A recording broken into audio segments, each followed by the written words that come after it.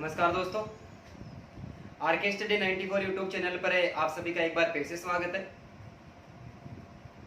दोस्तों, मनोविज्ञान में हम मॉडल पेपर सोल्व कर रहे थे और मॉडल पेपर 5 हमने कंप्लीट रूप से सोल्व कर लिया था।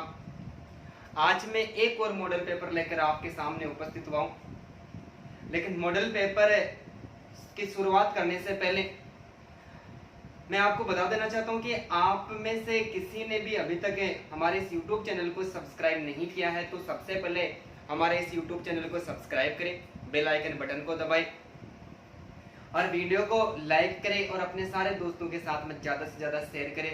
इसके अलावा कोई कमी वगैरह रह जाती है तो आप लोग कमेंट बॉक्स में कमेंट जरूर करें। और इसके अलावा एक और सूचना कि आप जब आंसर किसी भी पर्सन का जब आंसर देते हो तो आप आंसर थोड़ा जल्दी दें, कमेंट आपके लेट आते हैं, ठीक है।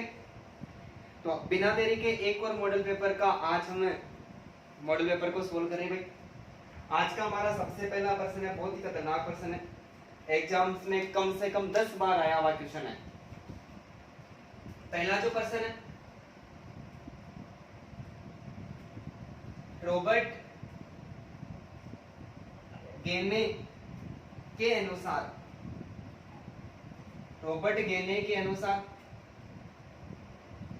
अधिगम का उच्चतर स्तर कौन सा है? अधिगम का उच्चतर स्तर कौन सा है?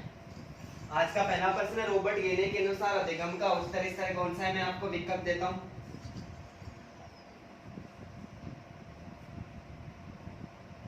संकेत अधिगम, दूसरा श्रृंखला अधिगम,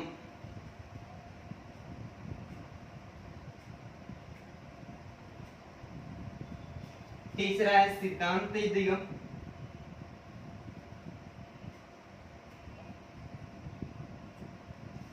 और चौथा है समस्या समाधान अधिगम।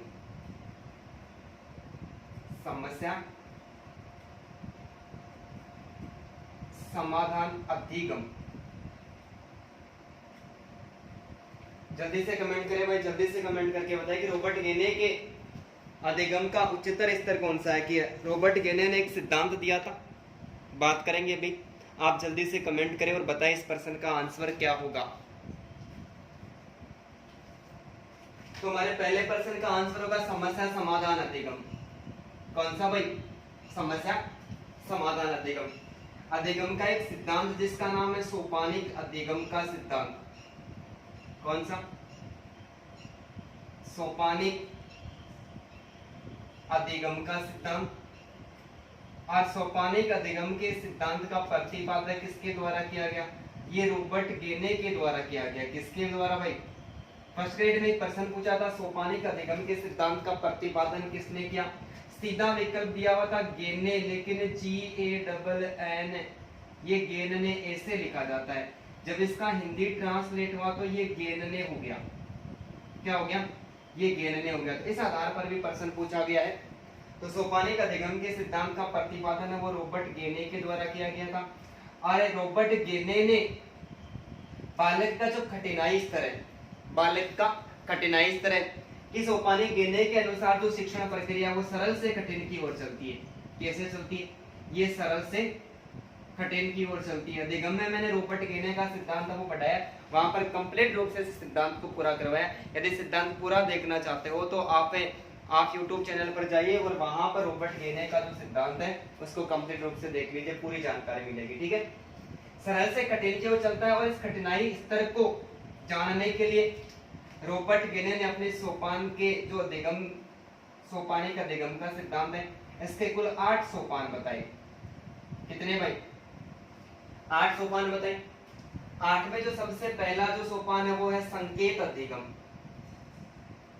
सबसे पहला जो सोपान है वो है संकेत अधिगम। दूसरा है उद्दीपक अनुक्रिया अधिगम।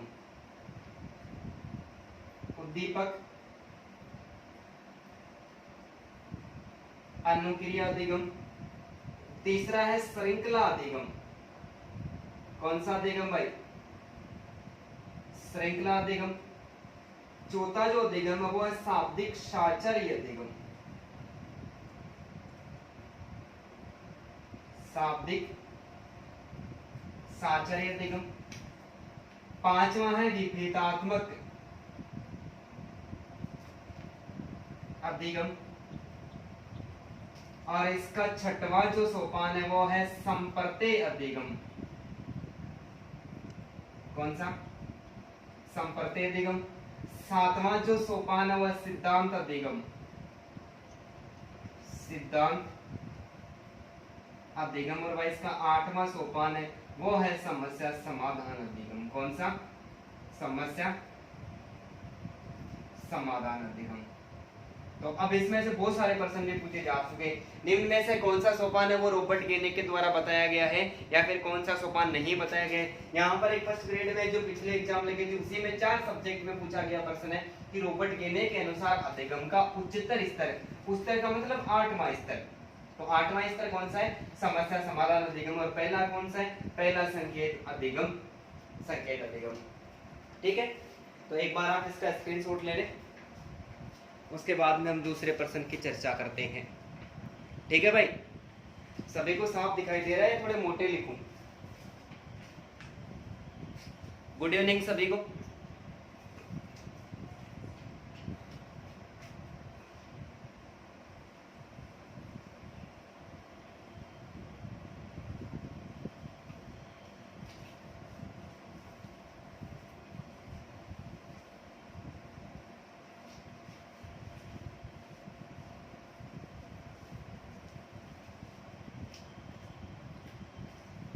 आज का दूसरा प्रश्न है और बहुत ही खतरनाक प्रश्न है।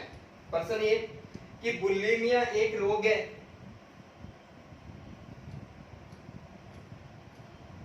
बुलिमिया एक रोग है जिसमें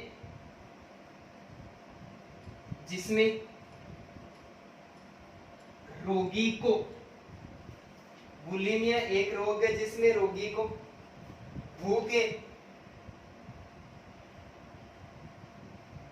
अधिक लगती है, भूख अधिक लगती है। दूसरा विकल्प है भूख कम लगती है। तीसरा विकल्प है प्यास अधिक लगती है।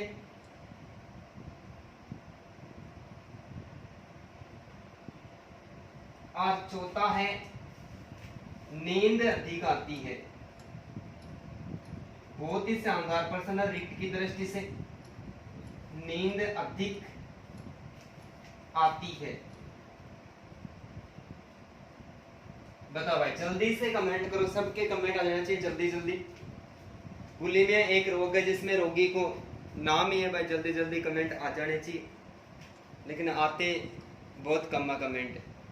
दोस्तों आप अपनी योग्यता जांचने के लिए कमेंट जरूर किया करो। गलत किया है तो कोई बात नहीं है, लेकिन प्रयास तो कर रहे हो ना। यदि आपने कमेंट गलत भी कर दिया तो मैं उस कमेंट को सही करूंगा। तो बुलिमिया एक रोग है जिसमें रोगी को क्या होता है भाई? रोगी को भूख अधिक लगती है। मैं आपको बता दूं कि भूख से संबंधित 2 विकार है। भूख से संबंधित 2 विकार है, जिसमें एक है बुलिमिया और दूसरा है एनोरेक्सिया। भूख से संबंधित 2 विकार है, एक बुलिमिया और दूसरा एनोरेक्सिया। ये दोनों के दोनों विकार है, ये दोनों भूख से संबंधित है। ये बुलिमिया जो रोग है, ये बुलिमिया रोग जिस व्यक्ति को होता है वो क्या करता है कि उसको भूख अधिक लगती है, वो बार बार खाता है और बार बार खाने के कारण उसके शरीर का वजन है वो इतना अधिक बढ़ जाता है कि वो एक जगह से उठ ही नहीं पाता है। 2-3 जनों को पकड़ने के बाद में उसको बाथरूम तक छोड़ के आते हैं। ऐसी हालात हो जाती है किसमें भाई? बुलिमिया में। तो बुलिमिया एक रोग है और जिसमें व्यक्ति को क्या होती है? भूख अधिक लगती है। वो बार बार इतना खाता है, इतना खाता है, इतना खाता है कि ज्यादा खाएंगे तो वजन तो बढ़ेगा ही नहीं, वजन ज्यादा बढ़ जाता है, मोटापा हो जाता है। एनोरेक्सिया जो रोग है ये भूख से संबंधित है, और एनोरेक्सिया जो रोग है इसमें व्यक्ति को मोटा होने का डर होता है। क्या होता है? मोटा होने का।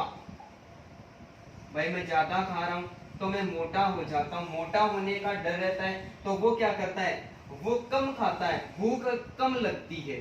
क्या होती है, भूख कम लगती है, यानी वो खाता कम है। और कम खाने के कारण उसका शरीर वो इतना पतला हो जाता है कि उसका जो वजन है वो वजन आवश्यकता से भी कम हो जाता है। तो यहाँ पर भी देखो आपके सामने दो प्रकार के प्रश्न निकल के, ठीक है। एक बुलिमिया रोग है, ये भी भूख से संबंधित है, और एनोरेक्सिया जो रोग है ये भी भूख से संबंधित है। बुलिमिया जिसमें होता है उसको भूख अधिक लगती है, और एनोरेक्सिया इसमें भूख कम होती है, क्योंकि एनोरेक्सिया में व्यक्ति को मोटा होने का डर होता है तो वो भोजन करता ही नहीं है, और उसका शरीर इतना पतला हो जाता है कि उसका वजन है वो आवश्यकता से कम हो जाता है। एक बार ये प्रश्न फर्स्ट ग्रेड के एग्जाम में पूछा भी जा चुका है। तो एनोरेक्सिया जो रोग है, ये रोग प्रश्न घुमा फिरा के पूछा गया था कि एनोरेक्सिया रोग है, इसका सर्वाधिक प्रभाव लड़कों में पाया जाता है या फिर लड़कियों में पाया जाता है। तो इसका जो प्रभाव है वो दोनों ही, जो बुलिमिया और एनोरेक्सिया जो रोग है, इन दोनों का जो सर्वाधिक ज्यादा प्रभाव है वो लड़कियों में देखा जाता है, यानी महिलाओं में देखा जाता है, ठीक है। तो यहाँ पर 3 प्रकार के प्रश्न निकल के आ गए। आज का हमारा तीसरा प्रश्न है कि 3 जनवरी 2019 को नवीनतम प्रश्न निकाल के ले हूं आपके लिए, रीट के लिए। 3 जनवरी 2019 को आरटीई 2009 में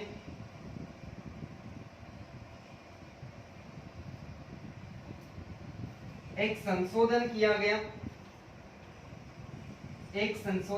गया, ये है संशोधन आरटीई 2009 की,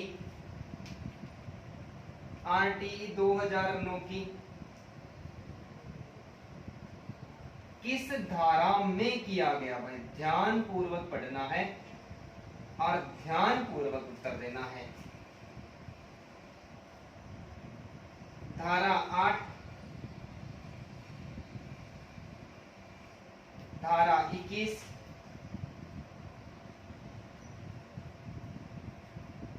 धारा 12 और धारा 16। बताओ, देखिए जल्दी से कमेंट करके बताओ कि 3 जनवरी 2019 को जो नवीनतम शिक्षा प्रणाली आई थी, ठीक है, तो 3 जनवरी 2019 को आरटी 2009 में एक संशोधन किया गया था। यह संशोधन आरटी 2009 की किस धारा में किया गया था। भाई जल्दी जल्दी कमेंट करें और जल्दी जल्दी बताएं प्रश्न का आंसर। रिट के एग्जाम की दृष्टि से बहुत ही इंपॉर्टेंट प्रश्न है, क्योंकि संशोधन होने के बाद में रिट की एग्जाम पहली बार ही हो रही है, वो भी होगी, अभी हो कहां रही है। बताओ भाई, जल्दी से कमेंट करो दोस्तों, कमेंट किया करो। आप कमेंट करने की कंजूसी मत किया करो। जो कमेंट कर रहे हैं उन सभी को बहुत बहुत धन्यवाद मेरी तरफ से। प्रयास ऐसे ही करते रहे आप, सफलता एक दिन खुद आकर आपके पैर चूमेगी।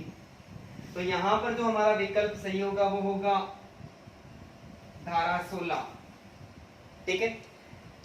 3 जनवरी 2019 को आरटीई 2009 के धारा 16 के अंतर्गत संशोधन किया गया था। क्या किया था, धारा जो 16 है उसमें संशोधन किया, और संशोधन करने के बाद में इसमें क्या संशोधन किया कि आरटी 2009 में जो 3 जनवरी 2019, इससे पहले कक्षा 1 से लेकर 8 तक कोई भी विद्यार्थी को फेल नहीं किया जाता था। ऐसा रूल बना दिया था राज्य सरकार ने, केंद्र सरकार ने, ठीक है। आरटी 2009 की जो धारा 16 है इसमें उल्लेख किया गया था कि कक्षा 1 से लेकर 8 तक किसी भी विद्यार्थी को फेल नहीं किया गया था, नहीं किया जा सकता।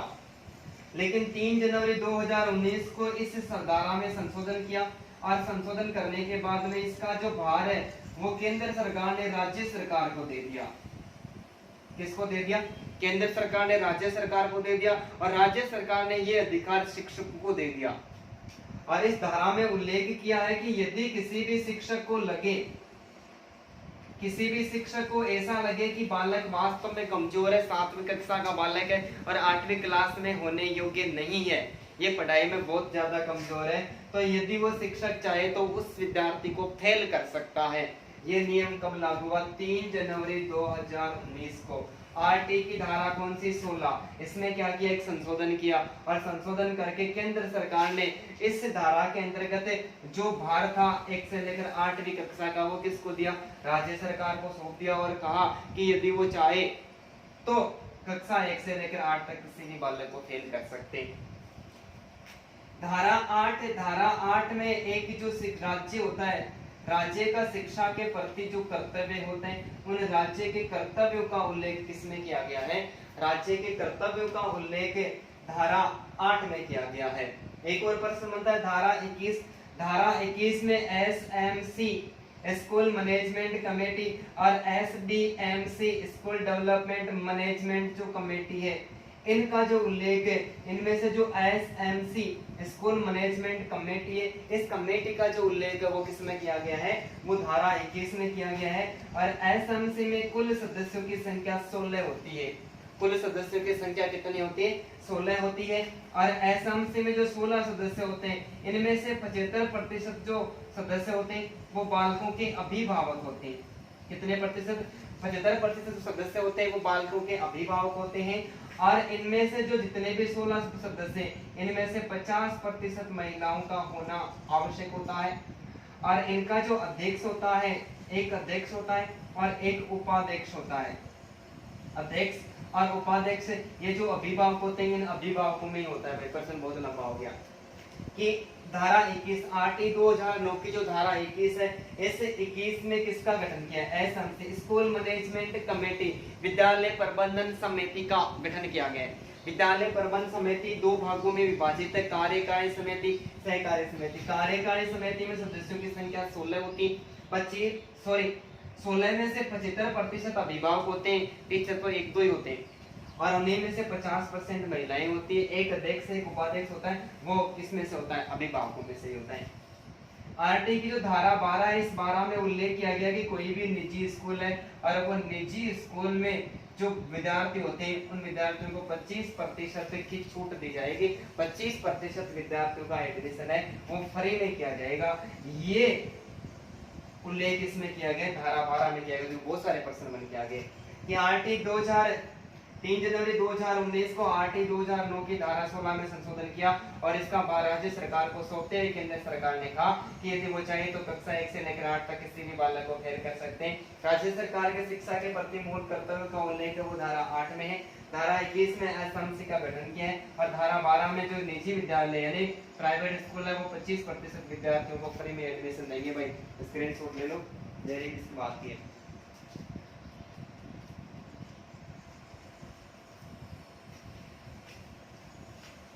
समझ में आ रहा है कि दोस्तों आसानी के साथ में? यदि आपको अच्छा लग रहा है और समझ में आ रहा है तो दोस्तों प्लीज आप सभी से मेरा निवेदन है कि आप वीडियो को अपने सारे दोस्तों के साथ में शेयर करें, और अपना कोई भी दोस्त है जो रिट की फर्स्ट ग्रेड की सेकंड ग्रेड की जो तैयारी कर रहा है, उनको बोले वीडियो को देखें, लाइक करें, कमेंट करें, और हमारा जो चैनल है इसको सब्सक्राइब करें।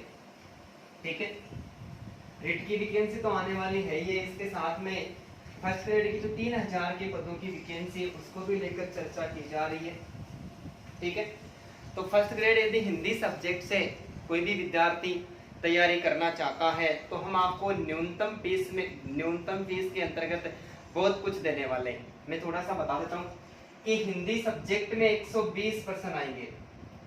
ठीक है, हिंदी सब्जेक्ट में 120 प्रश्न आएंगे, और उसके साथ में 30 क्वेश्चन साइकोलॉजी के आएंगे। 120 क्वेश्चन हिंदी के और 30 साइकोलॉजी के। ठीक है, 30 साइकोलॉजी के अलावा जो फर्स्ट पेपर है, उस फर्स्ट पेपर में जो 15 प्रश्न है वो स्कूल मैनेजमेंट के आएंगे, 15 जो प्रश्न है वो हिस्ट्री के आएंगे, इसके अलावा 10 जो क्वेश्चन है वो करंट जीके के आएंगे।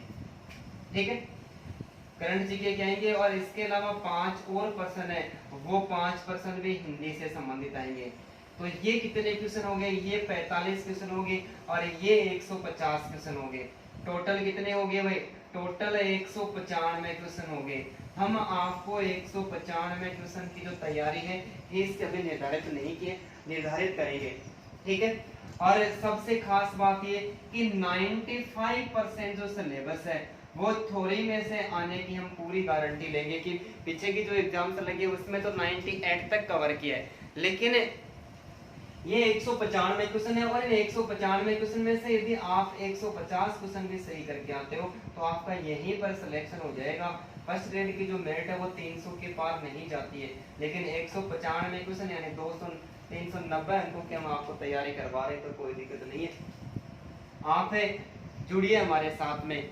मैं ये नहीं कहता कि आप हमारे पास ही कोचिंग करें, लेकिन एक बार आप क्लास लेके जरूर देखें किस प्रकार से पढ़ाया जाएगा, इसका आप खुद ही अवलोकन करें। उसके बाद में आपके कोई साथी वगैरह है तो आपको इसके लिए मोटिवेट करें।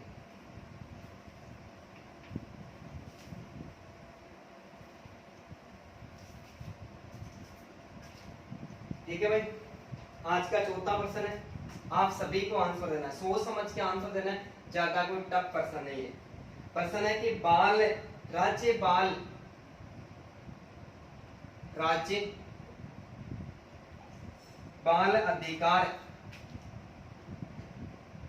बाल अधिकार संरक्षण अधिनियम, प्रश्न को ध्यान पूर्वक पढ़ना है, कब बना? प्रश्न से अंदर है, राज्य बाल अधिकार संरक्षण अधिनियम कब बना? पहले के एग्जाम में पूछा गया प्रश्न है। मैं आपको विकल्प देता हूं, 2002, 2003, 2004 और 2005। बताओ भाई जल्दी से कब बना था? आज गर्मी बहुत ज्यादा है। राज्य बाल अधिकार संरक्षण अधिनियम कब बना? कमेंट करो दोस्तों जल्दी से। राज्य बाल अधिकार संरक्षण अधिनियम कब बना?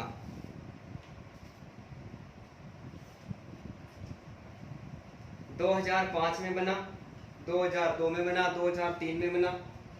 ठीक है, बताओ भाई जल्दी से। तो हमारा सही आंसर क्या होगा? 2005 होगा। क्या होगा भाई? 2005 होगा। कि राज्य बाल अधिकार संरक्षण अधिनियम है वो कब बना? वो 2005 में बनाया गया। और 2005 में बनाने के बाद में RTE, right to education act 2009 और 2009 का जो अध्याय है वो अध्याय संख्या 6 तथा धारा संख्या जो 31 है, इसमें इस बात का उल्लेख किया गया है। दोस्तों बहुत सारे प्रश्न निकल के आ रहे हैं। ठीक है, आप YouTube चैनल पर ऐसे बहुत सारे वीडियो मिलेंगे, आपको देख लेना, लेकिन ऐसा तरीका और ऐसे प्रश्न आपको कहीं पर भी नहीं मिलेंगे। ये मैंने भी सर्च किया है। तो राज्य बाल अधिकार संरक्षण अधिनियम कब बना भाई? 2005 में मिला क्या बना? सॉरी भाई, 2005 में बना। और इसका उल्लेख RT 2009 का जो अध्याय संख्या 6 और धारा जो 31 है, उस धारा 31 में राज्य बाल अधिकार संरक्षण अधिनियम का उल्लेख किया गया है। एक और प्रश्न है, ये भी बहुत खतरनाक प्रश्न है। RTE NCF national curriculum framework, राष्ट्रीय पाठ्यचर्या अधिनियम यानी NCF 2005। NCF 2005 में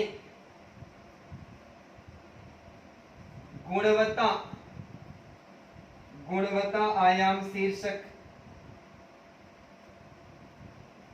गुणवत्ता आयाम शीर्षक के अंतर्गत सोच समझकर उत्तर देने वाला प्रश्न है। के अंतर्गत अधिक महत्व दिया गया,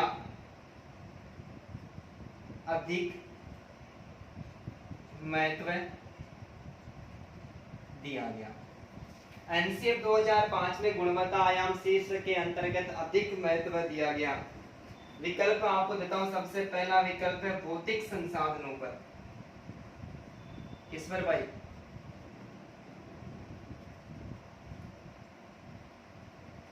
भौतिक संसाधनों पर। दूसरा मैं आपको विकल्प देता हूं शिक्षित एवं अभिप्रेरित अध्यापकों पर। शिक्षित एवं अभिप्रेरित अध्यापकों को, सॉरी प्रश्न थोड़ा सा अलग सही है, अध्यापकों पर नहीं, अध्यापकों संसाधनों को, शिक्षित एवं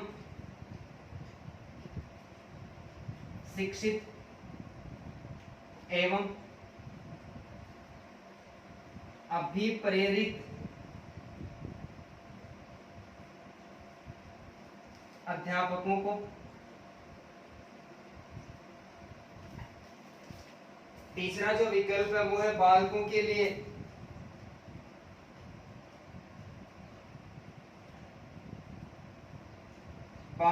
लिए संरचित अनुभव, बालकों के लिए संरचित अनुभव एवं पाठ्यक्रम सुधार को,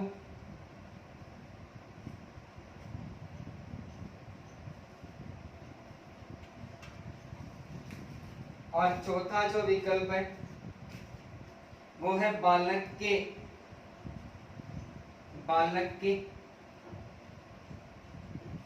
मानसिक स्तर को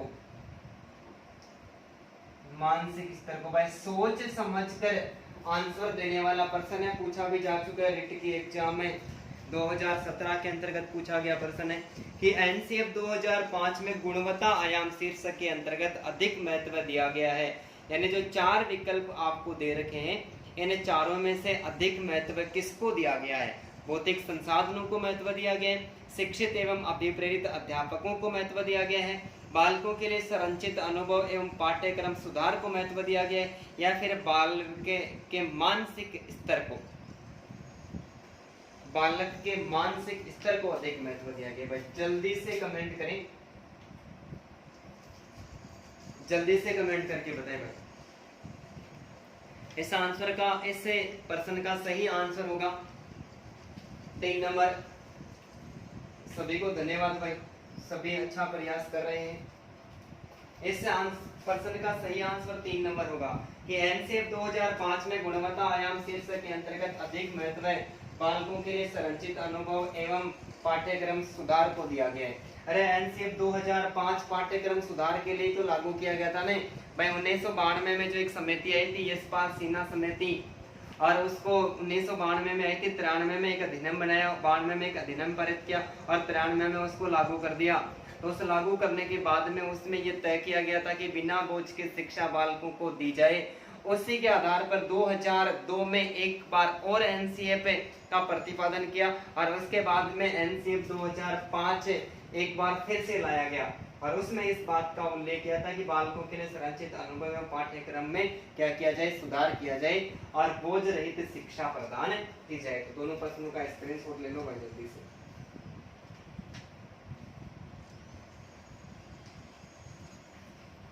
मिटा दूं?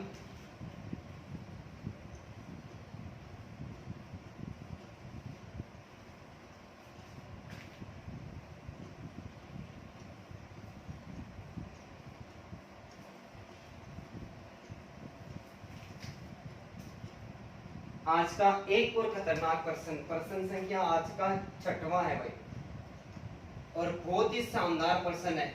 उम्मीद करता हूं कि आप सभी को आ रहा होगा तो आप कमेंट करके जरूर बताएं। निम्न में से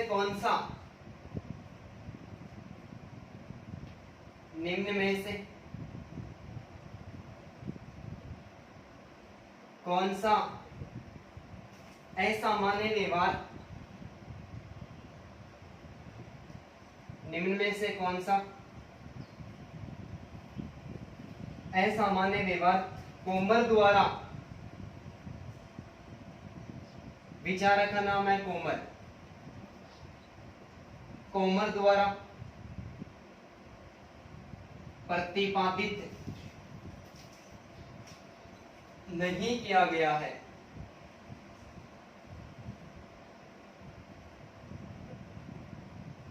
प्रश्न को ध्यान से पढ़ना है। निम्न में से कौन सा असामान्य व्यवहार कोमर द्वारा प्रतिपादित नहीं किया गया? सबसे पहला है विचलन, दूसरा विकल्प है समायोजन, तीसरा जो विकल्प है वो है तकलीफ, तकलीफ। और चौथा विकल्प है खतरा।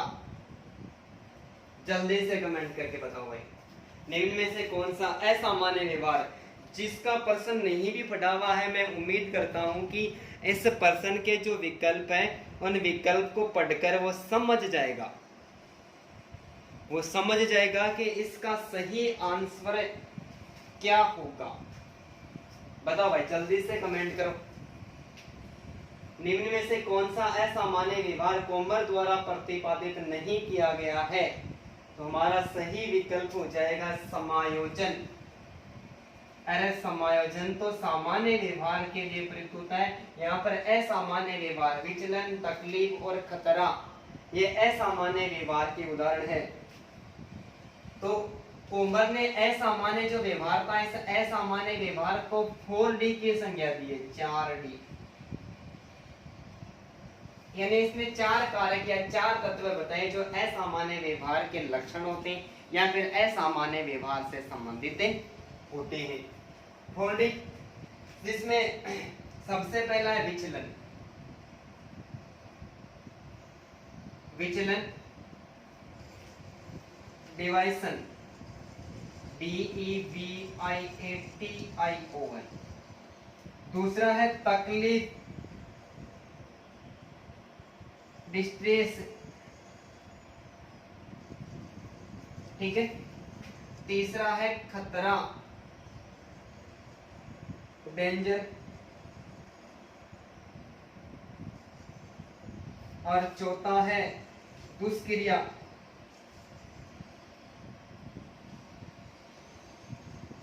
दुष्क्रिया, डायसफंक्शन।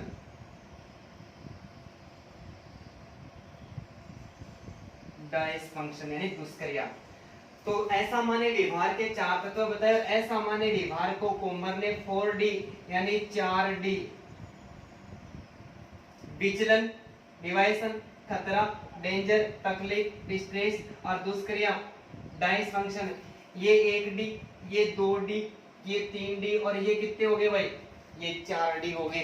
4D का सिद्धांत किसके द्वारा प्रतिपादित किया गया है भाई? कोमर के द्वारा प्रतिपादित किया गया। आज का सबसे खतरनाक प्रश्न, बहुत ही शानदार प्रश्न। नेक्स्ट जो प्रश्न है, बहुत बार आपका पढ़ा हुआ भी है लेकिन थोड़ा सा घुमाया हुआ प्रश्न है, सोच समझ के इसका भी आंसर दे। ये भी बहुत इंपॉर्टेंट प्रश्न है। दबाव का सामना करने की, दबाव का सामना करने की कौन सी तकनीक, कौन सी तकनीक, कौन सी तकनीक लेंजारस,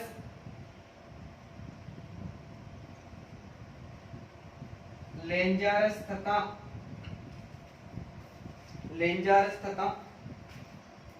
फोकमैन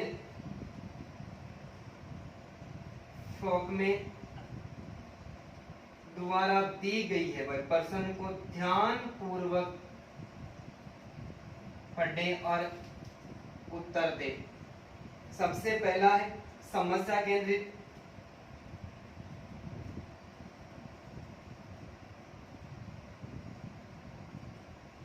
दूसरी है संवेग केंद्रित,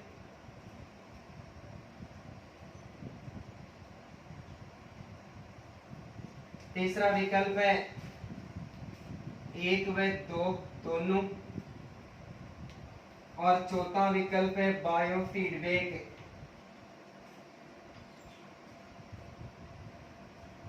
जल्दी से आंसर दो भाई, प्रश्न खतरनाक तरीके का है। दबाव का सामना करने की कौन सी तकनीक लेंजारस तथा फोकमैन द्वारा दी गई? समस्या केंद्रित, समय केंद्रित, दोनों या फिर बायोफीडबैक? जल्दी से कमेंट करके बताएं।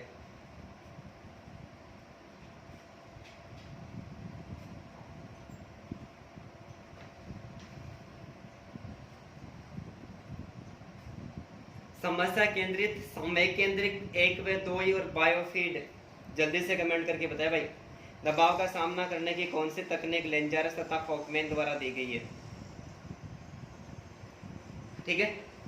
तो दबाव का सामना करने की जो तकनीक है वो लेंजार्स तथा फोकमैन ने बताई है।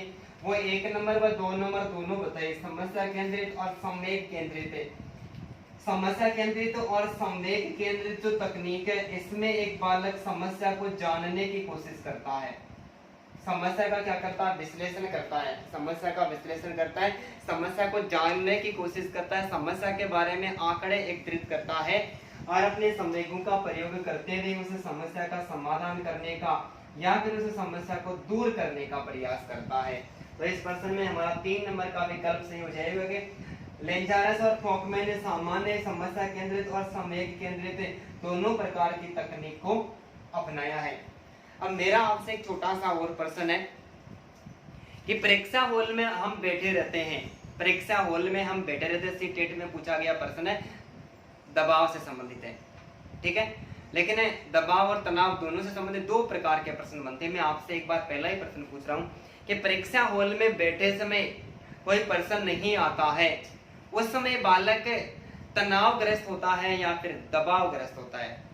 विकल्प आपके सामने, जल्दी से कमेंट करके बताएं। परीक्षा हॉल में बालक महसूस करता है दबाव या तनाव? परीक्षा हॉल में कोई भी बालक बैठा रहता है, परीक्षा हॉल में प्रश्न नहीं आता है, तब वह तनाव महसूस करता है। क्या करता है? तनाव महसूस करता है। लेकिन शाम को रिजल्ट आने वाला होता है, 8-10 बजे रिजल्ट आने वाला होता है और ऐसा है कि 5 मिनट 10 मिनट ही बची है, हमारा सिलेक्शन होगा या नहीं होगा। उस समय व्यक्ति हमेशा ही दबाव को महसूस करता है। तो आप दोनों प्रश्नों के स्क्रीनशॉट लें। नेक्स्ट प्रश्न की ओर बात करते हुए,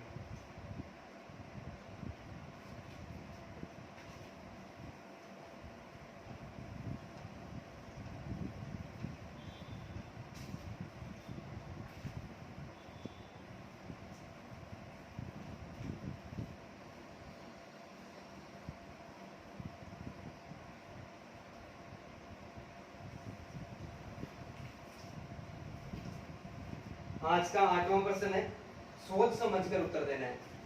बालक को कक्षा में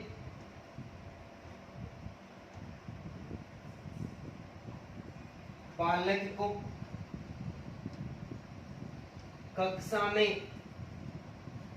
को कक्षा में नियमित आने के लिए, बालक को कक्षा में नियमित आने के लिए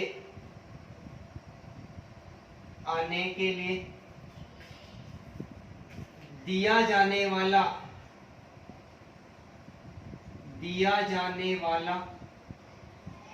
उपयुक्त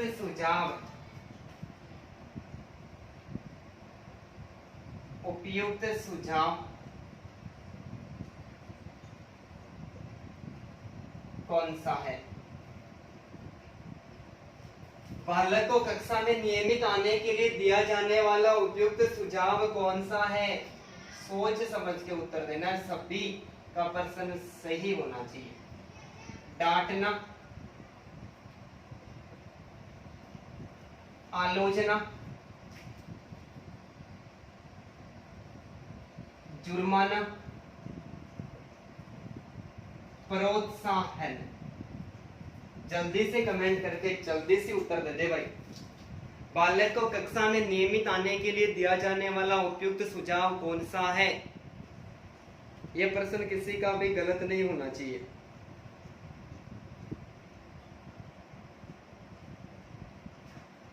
सभी को धन्यवाद भाई। हमारा प्रश्न का आंसर सही क्या होगा? प्रोत्साहन। ठीक है।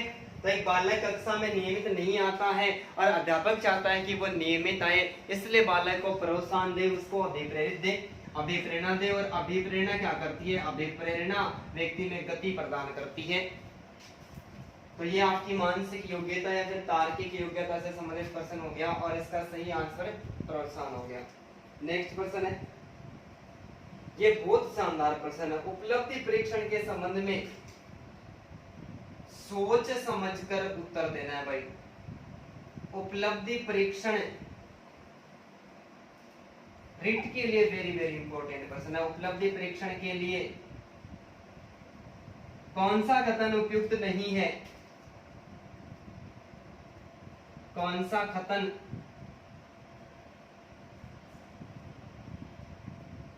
उपयुक्त नहीं है। उपलब्धि परीक्षण के लिए कौन सा कथन उपयुक्त नहीं है? सबसे पहले मौखिक परीक्षा में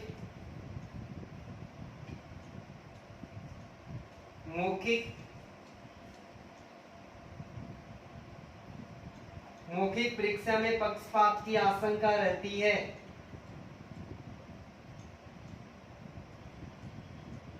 आशंका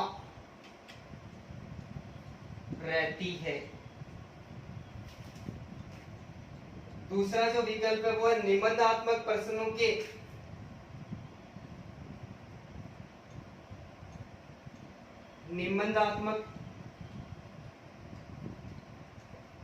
प्रश्नों के मूल्यांकन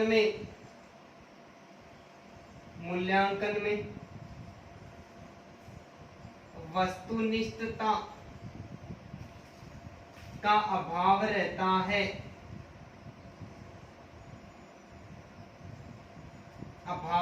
है। तीसरा विकल्प है क्रियात्मक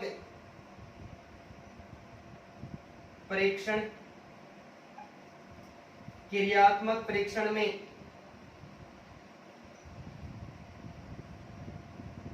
शाब्दिक ज्ञान का महत्व नहीं होता है।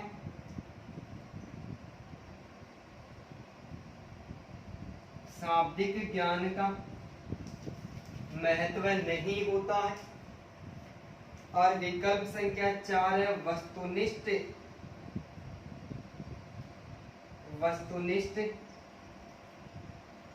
परीक्षा से मौलिकता का विकास होता है। मौलिकता का विकास होता है। बहुत इंपॉर्टेंट प्रश्न है। बहुत इंपॉर्टेंट प्रश्न है। आप सोच समझ के इसका उत्तर दें कि उपलब्धि परीक्षण के लिए कौन सा कथन उपयुक्त नहीं है भाई। मौखिक परीक्षा में पक्षपात की आशंका रहती है। निबंधात्मक प्रश्नों के मूल्यांकन में वस्तुनिष्ठता का अभाव रहता है। और क्रियात्मक परीक्षण में शाब्दिक ज्ञान का महत्व नहीं होता है। और वस्तुनिष्ठ परीक्षा से मौलिकता का विकास होता है। जल्दी से कमेंट करके बताइए।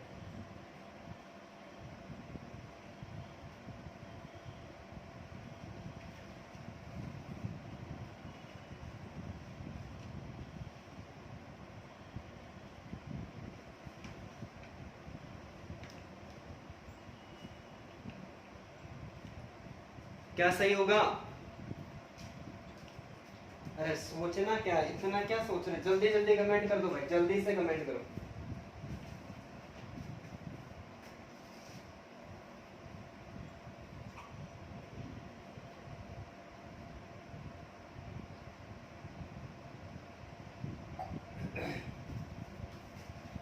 इस प्रश्न का सही आंसर होगा 4 नंबर।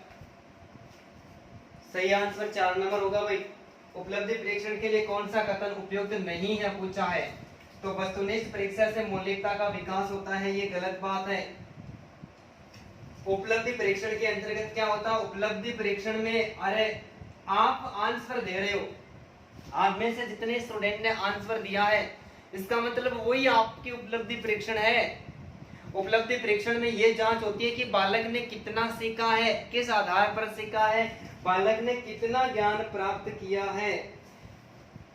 ठीक है, कितना ज्ञान प्राप्त किया है और मैं जो आपको पढ़ा रहा हूं वो आपको भली बातें समझ में आ रहा है या नहीं आ रहा है, ये उपलब्धि परीक्षण होता है। उपलब्धि परीक्षण में मौखिक परीक्षा लेने की कोई जरूरत ही नहीं है, ये बात सही है।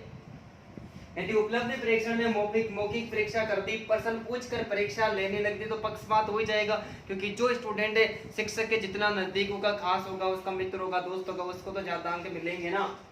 निबंधात्मक प्रश्नों के मूल्यांकन में वस्तुनिष्ठता का अभाव रहता है। निबंधात्मक प्रश्नों से बालकों की उपलब्धि का पता नहीं लगा सकते। क्रियात्मक परीक्षण में शाब्दिक ज्ञान निबंधात्मक प्रश्नों से बालक की उपलब्धि का पता लगा सकते, वस्तुनिष्ठता से पता नहीं चलता। क्रियात्मक परीक्षण में शाब्दिक ज्ञान का कोई महत्व नहीं होता है, तो वस्तुनिष्ठ परीक्षा से मौलिकता का विकास होता है, ये बात इसमें बिल्कुल भी सही नहीं है। तो भाई स्क्रीनशॉट ले लो, नेक्स्ट पर्सन की बात करें, नेक्स्ट पर्सन भी बहुत शानदार पर्सन है, रिट की एग्जाम 2017 में पूछा गया पर्सन है, एनसीएफ 2005 से रिलेटेड है। बेटा तो भाई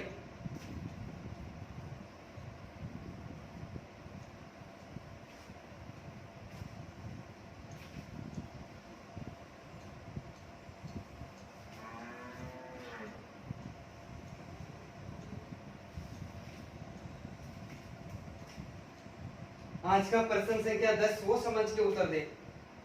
प्रश्न संख्या 10, 10वां प्रश्न है कि एनसीएफ 2005, एनसीएफ 2005 में 5 के अंतर्गत,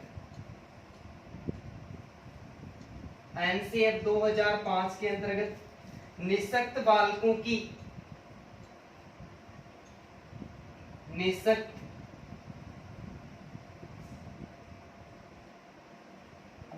बालकों की रक्षा के लिए, रक्षा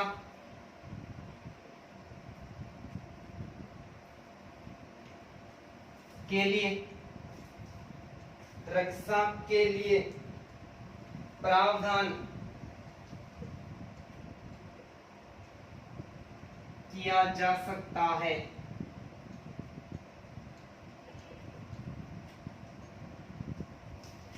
पहला जो विकल्प है समावेशित शिक्षा द्वारा,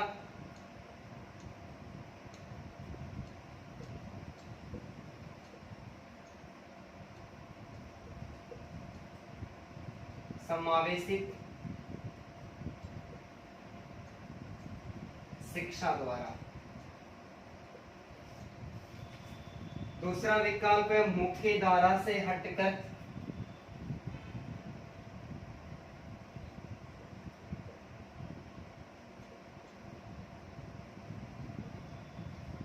तीसरा जो विकल्प है वह समाकलन द्वारा,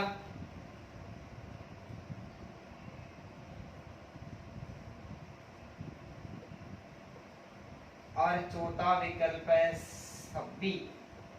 गलत होने की तो कोई संभावना नहीं होनी चाहिए। एनसीएफ 2005 के अंतर्गत निःशक्त बालकों की रक्षा के लिए क्या प्रावधान किया जा सकता है? ठीक है, बताओ देखिए जल्दी से, ये तो क्वेश्चन किसी का गलत होना ही नहीं चाहिए। जल्दी जल्दी कमेंट करके बता दो भाई इसका सही आंसर क्या होगा। 1 नंबर, 2 नंबर, 3 नंबर, 4 नंबर।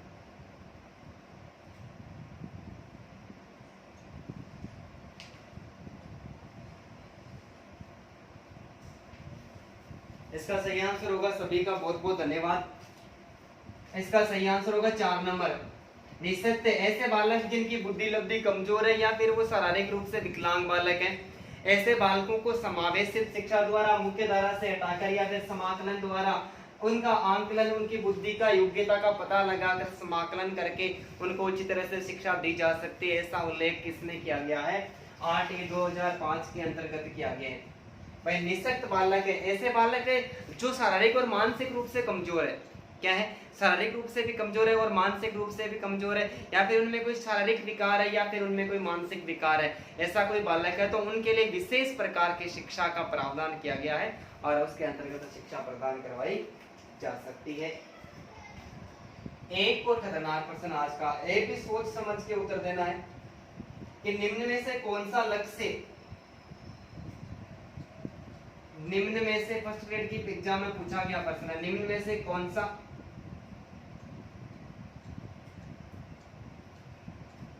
लक्ष्य या उद्देश्य, निम्न में से कौन सा लक्ष्य या उद्देश्य मनोचिकित्सा,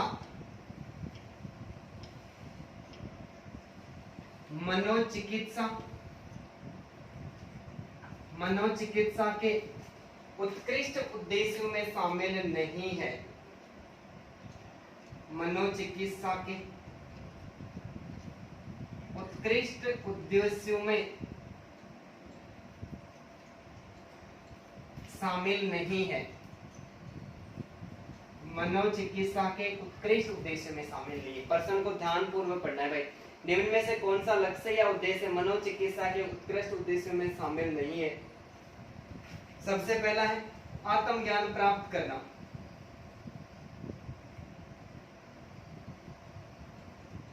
आत्मज्ञान, पहला विकल्प है आत्मज्ञान प्राप्त करना। दूसरा विकल्प है आदतों को बदलने में मदद करना, आदतों को बदलने में मदद करना, आदतों को बदलने में मदद करना। तीसरा जो प्रश्न है वो है शारीरिक अवस्थाओं में परिवर्तन करना,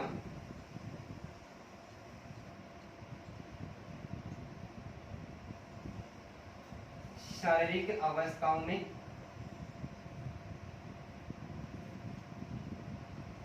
परिवर्तन करना। चौथा है स्वार्थी जीवन व्यतीत करना, स्वार्थी जीवन व्यतीत करना। बताओ भाई निम्न में से कौन सा लक्ष्य या उद्देश्य मनोचिकित्सा के उत्कृष्ट उद्देश्यों में शामिल नहीं है? जल्दी से बताओ।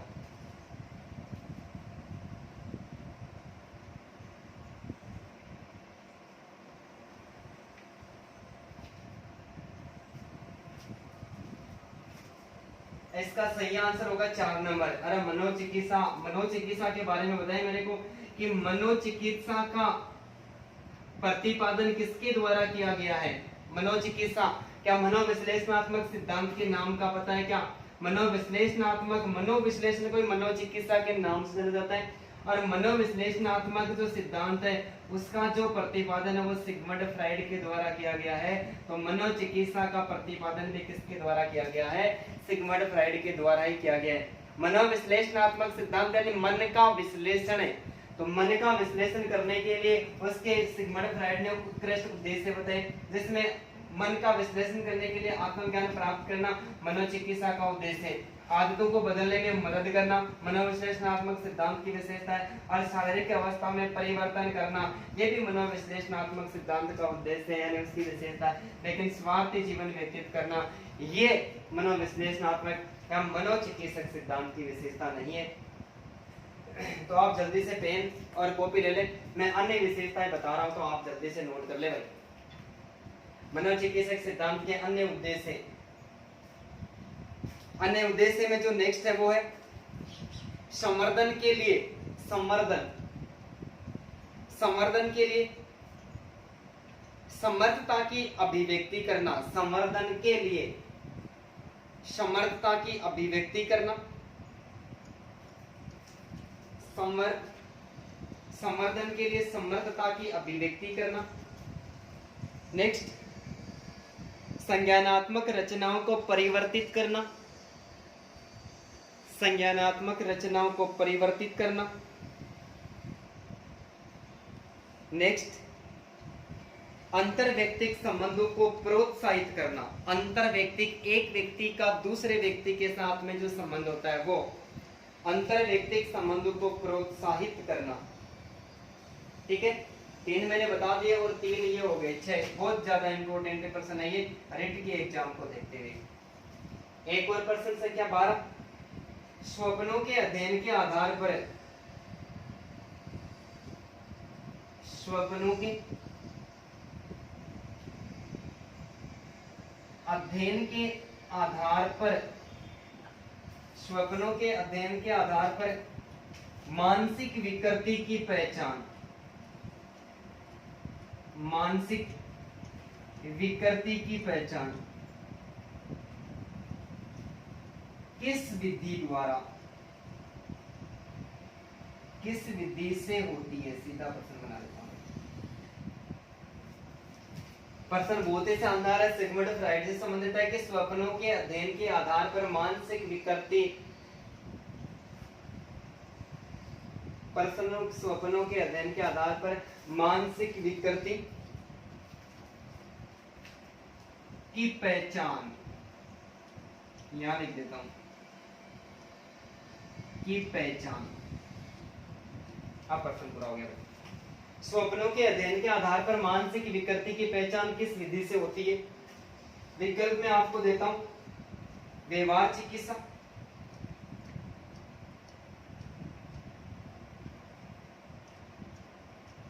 व्यवहार चिकित्सा, दूसरा मनोविश्लेषण चिकित्सा,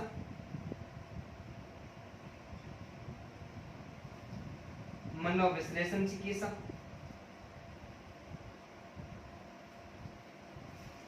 तीसरा व्यक्ति केंद्रित चिकित्सा,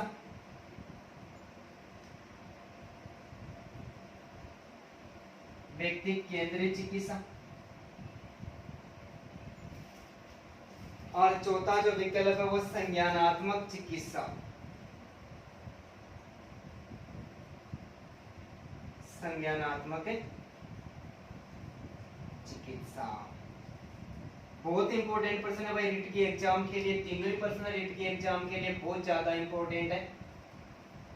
तो स्वप्नों के अध्ययन के आधार पर मानसिक विकृति की पहचान किस विधि से होती है? प्रश्न आपके सामने है, प्रश्न का आंसर क्या आपके सामने, इतना मैं बता देता हूं, लिखा हुआ भी है, यदि सोच समझ सकते हो तो जल्दी से आंसर दे दो भाई। व्यवहार चिकित्सा, मनोविश्लेषण चिकित्सा, व्यक्ति केंद्रित चिकित्सा या फिर संज्ञानात्मक चिकित्सा।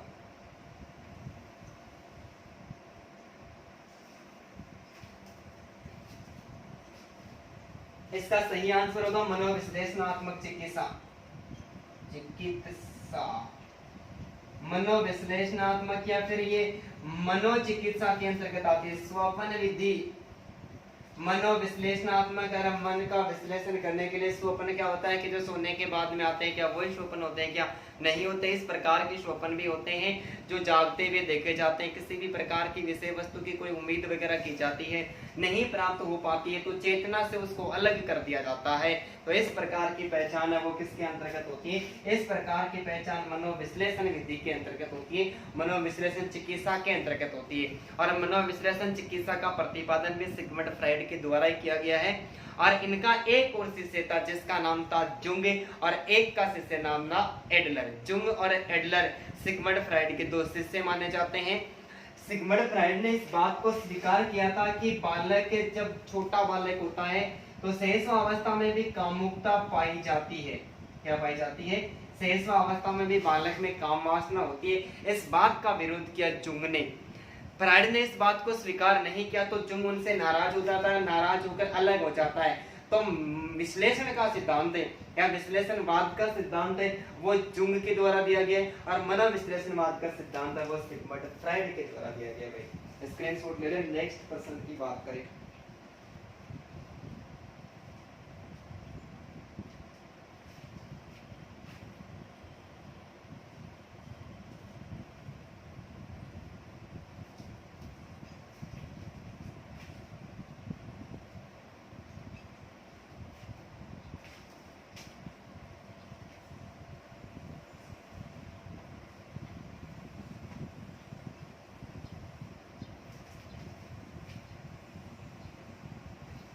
आज का प्रश्न संख्या 13 हो सकता है कि आपके लिए नया प्रश्न हो, लेकिन रीटी की दृष्टि से एकदम इम्पोर्टेंट प्रश्न है। सोच समझ के उत्तर दे। वह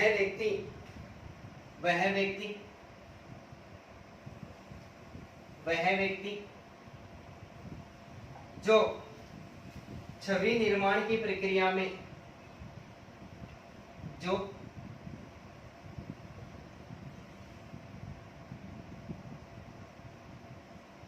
छवि निर्माण की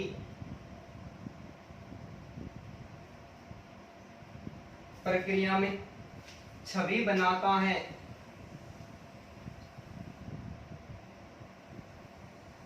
छवि बनाता है, वह कहलाता है, वह कहलाता है। वह व्यक्ति जो छवि निर्माण की प्रक्रिया में छवि बनाता है वह क्या कहलाता है? लक्ष्य,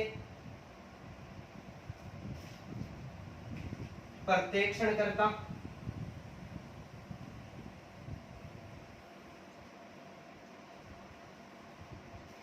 तीसरा है छवि निर्माता,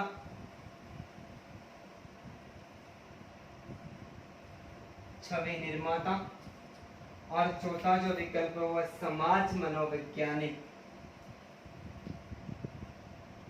समाज मनोवैज्ञानिक। भाई 4 विकल्प आपके सामने दिए गए, जल्दी से बताना है।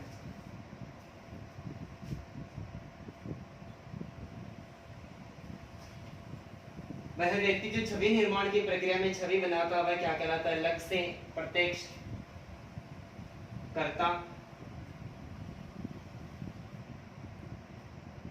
प्रत्यक्षण करता है भाई, प्रत्यक्ष करता नहीं, प्रत्यक्षण करता, छवि निर्माता, समाज मनोवैज्ञानिक। जल्दी से कमेंट करो और जल्दी से कमेंट करो बताओ भाई।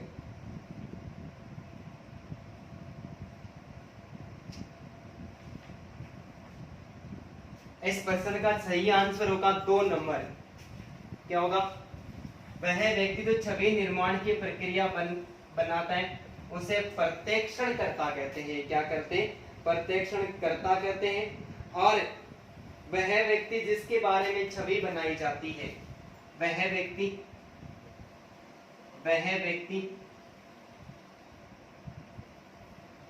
जिसके बारे में छवि बनाई जाती है, जिसके बारे में छवि, वह व्यक्ति जिसके बारे में छवि बनाई जाती है उसे लक्ष्य कहते हैं। 2 प्रश्नों का आंसर आ गया भाई एक ही प्रश्न में। वह व्यक्ति जो छवि निर्माण की प्रक्रिया बनाता है वह तो प्रत्यक्षण करता कहलाता है, और वह व्यक्ति जिसके बारे में छवि बनाई जाती है उसे क्या कहते हैं? उसे लक्ष्य यानी टारगेट कहते हैं। आज का 14वां प्रश्न है, बहुत खतरनाक प्रश्न है। C TET, MP TET, UP TET और रिट की एग्जाम में पूछा गया प्रश्न है। प्रश्न है पूर्वाग्रह। नाम तो सुना होगा लेकिन आज तक किसी भी टीचर ने पढ़ाया नहीं है। पूर्वाग्रह, रूढ़िवादिता, अनुपालना, इनसे संबंधित मैं एक वीडियो बनाऊंगा, आपको पढ़ाऊंगा पक्का। पूर्वाग्रह की व्यवहारात्मक अभिव्यक्ति, पूर्वाग्रह की व्यवहारात्मक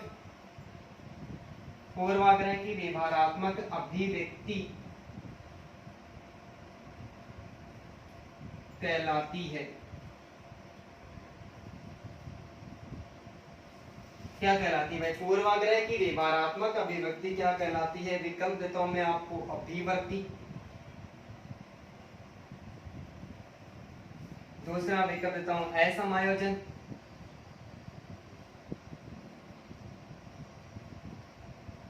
तीसरा मैं आपको विकल्प देता हूं सामाजिक दूरी।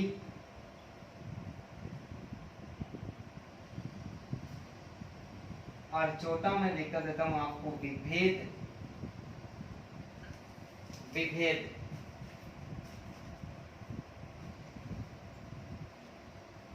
पूर्वाग्रह की व्यवहार परक अभिव्यक्ति क्या कहलाती है भाई?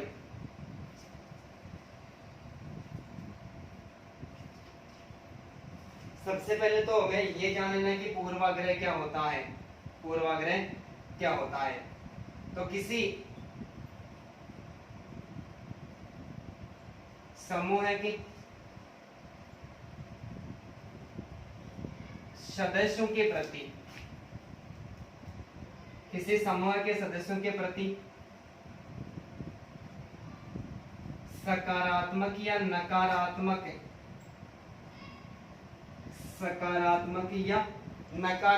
जो मूल्यांकन होता है, सकारात्मक या नकारात्मक मूल्यांकन को पूर्वाग्रह कहते हैं। क्या कहते हैं? पूर्वाग्रह कहते हैं। फेल्डमैन के द्वारा एक परिभाषा किया गया है कि किसी समूह के सदस्यों के प्रति सकारात्मक या नकारात्मक मूल्यांकन को पूर्वाग्रह कहते हैं। कि सामने किसी जाति विशेष के, अन्य जाति के या फिर अल्पसंख्यक समूह के जो व्यक्ति है, उन व्यक्तियों के बारे में आप कैसा मूल्यांकन करते हैं, उनके बारे में आप कैसा सोचते हैं, आप कैसा मानते हैं, वो सकारात्मक और नकारात्मक मूल्यांकन है, वो क्या कहलाता है? पूर्वाग्रह कहलाता है।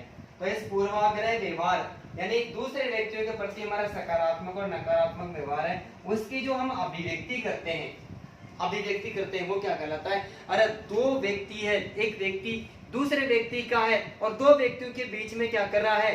2 व्यक्तियों के बीच में विभेद। अरे अभिव्यक्ति 2 व्यक्तियों की अभिव्यक्ति कर रहा है, इसका मतलब 2 व्यक्तियों के बीच में अंतर कर रहा है। समझ में आ रहा है क्या? एक व्यक्ति सामने वाले व्यक्ति के प्रति सकारात्मक और नकारात्मक मूल्यांकन करता है। इसका मतलब सामने वाले व्यक्ति जो सदस्यों का जो समूह है उस समूह में अंतर कर रहा है। तो पूर्वाग्रह की व्यवहारात्मक अभिव्यक्ति क्या कहलाती है? विभेद कहलाती है। क्या कहलाती है? विभेद कहलाती है। और विभेद में क्या होता है कि एक धर्म या जाति के जो सदस्य होते हैं, धर्म या फिर किसी विशेष धर्म के लोग होते हैं, विशेष जाति के जो लोग होते हैं, उन लोगों का जो समूह होता है, जाति या धर्म या अल्पसंख्यक समूह लोग होता है, उनके कारण किसी भी प्रकार की कोई गलतफहमी हमारे मन के अंतर्गत पैदा हो जाती है। किसी धर्म है, किसी जाति या फिर कोई अल्पसंख्यक समूह है, उन लोगों के प्रति हमारे कोई गलतफहमी पैदा हो जाती है, उनके प्रति हमारे विचार प्रकट सकारात्मक और नकारात्मक, वो क्या कहलाते हैं? वो विभेद कहलाते हैं। अभिवर्ती को अंग्रेजी भाषा में मनोवर्ती कहते हैं। अभिवर्ती को मनोवर्ती कहते हैं। एक शब्द में एटीट्यूड कहते हैं, ATTITUDE। एटीट्यूड शब्द ये लैटिन भाषा के एब्डस से बना है और जिसका शाब्दिक अर्थ होता है नजरिया या दृष्टिकोण। शाब्दिक अर्थ क्या होता है? नजरिया या दृष्टिकोण। अभिवर्ती को मनोवैज्ञानिक भाषा में मनोवर्ती कहते हैं। एक शब्द में एटीट्यूड कहते हैं। एटीट्यूड लैटिन भाषा के एब्डस से बना है जिसका शाब्दिक अर्थ नजरिया या फिर दृष्टिकोण। सामने वाले व्यक्ति को हम किस आधार पर देखते हैं, हमारा देखने का नजरिया और दृष्टिकोण क्या कहलाता है? अभिवर्ती कहलाता है। तो एक बार दोनों प्रश्नों का स्क्रीनशॉट ले ले भाई, ठीक है। एक और प्रश्न मैं आपके सामने लेकर आया।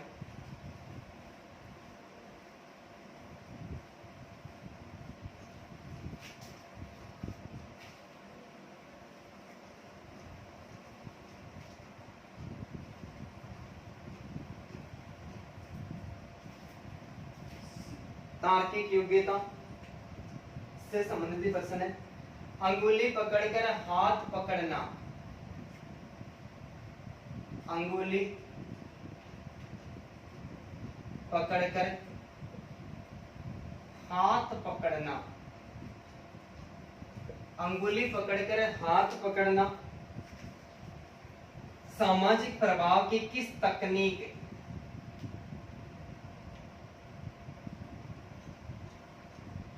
सामाजिक प्रभाव की किस तकनीक का उदाहरण है? प्रश्न संख्या 15। किस तकनीक का उदाहरण है? अंगुली पकड़कर हाथ पकड़ना सामाजिक प्रभाव की किस तकनीक का उदाहरण है? विकल्प देता हूं मैं आपको। अनुरूपता, दूसरा विकल्प देता हूं अनुपालन, तीसरा विकल्प देता हूं चाटुकारिता और चौथा विकल्प देता हूं आपको आज्ञा पालन। बहुत खतरनाक प्रश्न है रिट के एग्जाम के संबंध में। बताइए, देखिए, अंगुली पकड़कर हाथ पकड़ना सामाजिक प्रभाव की किस तकनीक का उदाहरण है?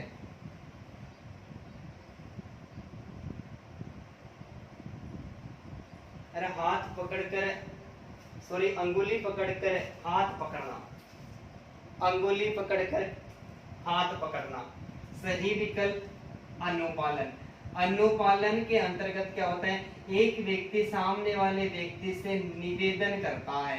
क्या करता है? निवेदन करता है और निवेदन करके अपनी बात को उनके समक्ष रखता है, तब वो क्या कहलाता है? तब वह अनुपालन कहलाता है। तो हाथ पकड़कर, सॉरी, अंगुली पकड़कर हाथ पकड़ना। सबसे पहले अंगुली पकड़ता है, अंगुली पकड़ने के बाद में उससे निवेदन करता है, आग्रह करता है, उससे अनुपालना लेता है कि मैं अब क्या कर लूं, मैं तेरा हाथ भी पकड़ लूं। ठीक है। आज का एक और प्रश्न, रोज 15 प्रश्न सोल्व करते हैं, आज एक और प्रश्न है भाई, 16वां प्रश्न है। ज्ञान विद्यमान है, विश्वसनीय है। ज्ञान विद्यमान है,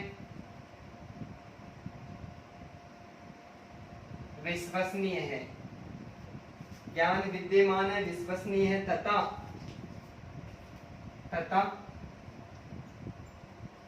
इस ज्ञान को प्राप्त करना। ये प्रश्न पहले पूछा गया है एग्जाम में, मैंने इसको घुमा दिया, दोनों प्रश्न जो पूछा गया उसको भी मैं सोल्व करवाऊंगा। ज्ञान विद्यमान है, विश्वसनीयता, इस ज्ञान को प्राप्त करना अधिगम है। इस ज्ञान को प्राप्त करना अधिगम है। कौन सा संप्रति, कौन सा संप्रति इस विचार को स्वीकार नहीं करता है। बहुत घुमा दिया भाई, स्वीकार नहीं करता है। ज्ञान विद्यमान है, विश्वसनीयता, इस ज्ञान को प्राप्त करना अधिगम है। कौन सा संप्रति इससे विचार को स्वीकार नहीं करता है? सबसे पहला मैं लिख लेता हूं व्यवहारवाद, दूसरा संज्ञानवाद,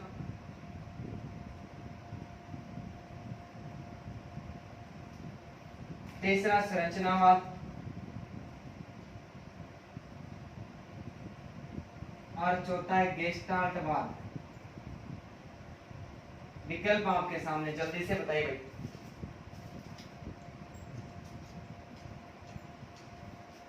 ज्ञान विद्यमान है, विश्वसनीयता, इस ज्ञान को प्राप्त करना अधिगम है। कौन सा संप्रदाय इस विचार को या संप्रदाय इस विचार को स्वीकार नहीं करता है? व्यवहारवाद, संज्ञानवाद, संरचनावाद और गेस्टाल्टवाद।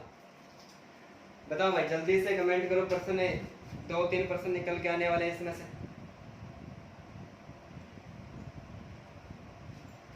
अरे ज्ञान विद्यमान है, विश्वसनीय, इस ज्ञान को प्राप्त करना अधिगम है। व्यवहारवाद, संज्ञानवाद और गेस्टाल्टवाद स्वीकार करता है, लेकिन संरचनावाद इस बात को स्वीकार नहीं करता। संरचनावाद ये नहीं मानता कि ज्ञान विद्यमान है, विश्वसनीय और ज्ञान को प्राप्त किया जा सकता है। तो संरचनावाद का प्रतिपादन किसके द्वारा किया गया था? मेरे को इतना तो बता दो। प्रश्न पहले सोल्व भी करवा चुका हूं। तो संरचनावाद का प्रतिपादन विलियम वुंट, और विलियम वुंट का एक शिष्य था वह टिचनर, विलियम वुंट और टिचनर के द्वारा संरचनावाद का प्रतिपादन किया गया है। और संरचनावाद इस बात को स्वीकार करता है कि संरचनावाद किसी भी विषय वस्तु की जो संवेदना होती है, उस संवेदना के भाव होते हैं और उस संवेदना के जो प्रतिबिंब होते हैं, इन प्रतिबिंबों को स्वीकार करता है। किसी भी विषय वस्तु के संवेदना को स्वीकार करता है, उसके भाव को स्वीकार करता है और उसके प्रतिबिंब को स्वीकार करता है, लेकिन इस बात को स्वीकार नहीं करता कि ज्ञान विद्यमान है, विश्वसनीय और ज्ञान को प्राप्त किया जा सकता है। व्यवहारवाद, संज्ञानवाद और गेस्टाल्टवाद इस बात को स्वीकार करते हैं। ठीक है भाई, ठीक है दोस्तों, एक और प्रश्न हमारा सोल्व हो गया। आज का जो पेपर था, आज का पेपर बहुत ज्यादा इंपॉर्टेंट था, क्योंकि आज के पेपर में लगभग जो प्रश्न थे वो रिट के एग्जाम के संबंध में ही प्रश्न थे। ठीक है, आज थोड़ी तबीयत भी खराब थी, इसलिए बीच में कुछ थोड़ी बहुत ऐसे लिखावट में गलती वगैरह हुई, तो उसके लिए मैं आप सभी से क्षमा चाहता हूँ।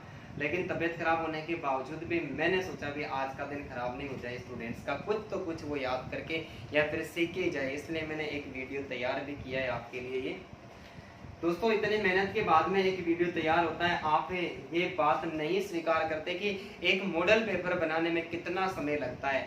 एक मॉडल पेपर के 30% तैयार करने में मेरे को पता है कि कम से कम 8 घंटे का समय लगता है, तब एक मॉडल पेपर तैयार होता है। सारे सिलेबस में से प्रश्न ढूंढना और बनाना, उसका तरीका है कैसा देखना, ये कोई आसान बात नहीं है दोस्तों। इतना करने के बावजूद भी आप सभी से मेरा एक ही आग्रह है, आप लाइव लगातार बने रहें, वीडियो को लाइक करें, शेयर करें, कमेंट करें, चैनल को सब्सक्राइब करें और अपने दोस्तों को ज़्यादा से ज़्यादा बताएं। और उनको अब तो उनको ये भी बोल सकते हो कि भाई आज रिट के बारे में बार में कुछ न कुछ आया है, इसका मतलब रिट की एग्जाम तो सॉलिड है।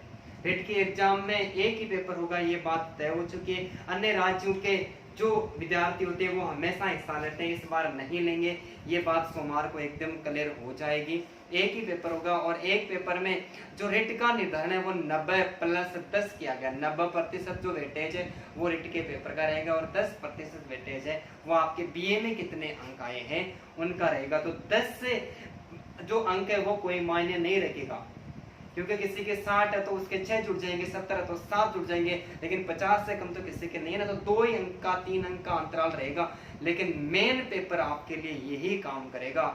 जो रिट का एग्जाम का पेपर होगा, और उस रिट के एग्जाम में आप कितने अंक ला सकते हो वो आप पर निर्भर करेगा। तो धन्यवाद दोस्तों, तैयारी में लगे रहे, सफलता बिल्कुल बिल्कुल आप ही को मिलेगी। सभी को धन्यवाद, गुड इवनिंग।